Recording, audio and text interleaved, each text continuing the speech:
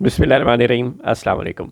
क्या 2025 में रोने धोने वालों को, मफ़ाहमत करने की कोशिश करने वालों को, बातचीत करने की कोशिश करने वालों को, भीख मांगने वालों को कुछ मिला? नहीं। 2025 में किन को कुछ मिला?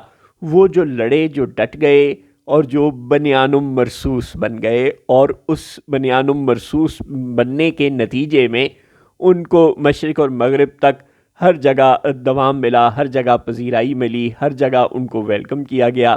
चुनांचे आप ज़ेलेंस्की हैं, या आप आसिम मुनीर हैं, या आप इमरान खान हैं, या आप बैरिस्टर गौहर हैं, या आप सुहेल अफरीदी हैं, आपके लिए एक ही असूल है, शहबाज शरीफ को छोड़ के। शहबाज शरीफ एक एक्सेप्शनल पीस है। वो दुनिया के वाहिद आदमी हैं जिनको चमचागिरी करके बहुत कुछ मिल गया, और अभी तक मिल रहा है, और न जाने कब तक मिलता रहेगा।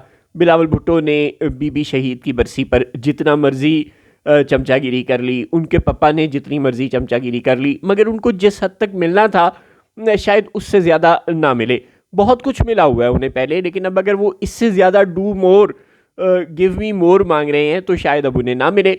बैरिस्टर गौहर ने जितना रोना था रो लिया, वो अगर मज़ीद भी रो लेंगे तो भी शायद उन्हें कुछ ना मिले। हमने देखा था कि अली अमीन गंडापुर ने भी बहुत कुछ रो लिया था, लेकिन उनको भी कुछ नहीं मिला था।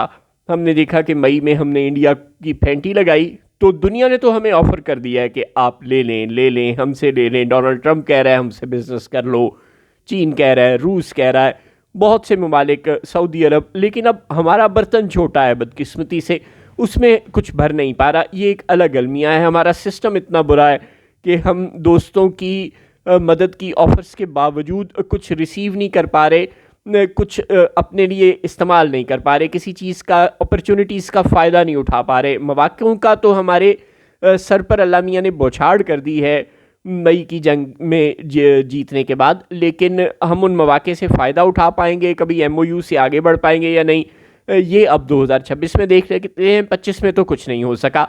बहरहाल गंडापुर फार्मूला मुकम्मल तौर पर नाकाम रहा, और सुहेल अफरीदी ने कम से कम कारकुनों की हद तक, और मीडिया की हद तक, और सोशल मीडिया की हद तक ज़िंदा किया है, PTI को रिवाइव किया है। उन्होंने जो एक्टिविटी जनरेट की है उसके नतीजे में कुछ इलेक्ट्रॉनिक मीडिया भी मजबूर हो गया है, भले ट्विस्ट करके ही सही, लेकिन वो सुहेल अफरीदी को कवरेज दे रहा है जो कि गंडापुर को बिल्कुल नहीं मिल रही थी, और अवाम में भी सुहेल अफरीदी को मकबूलियत मिल रही है।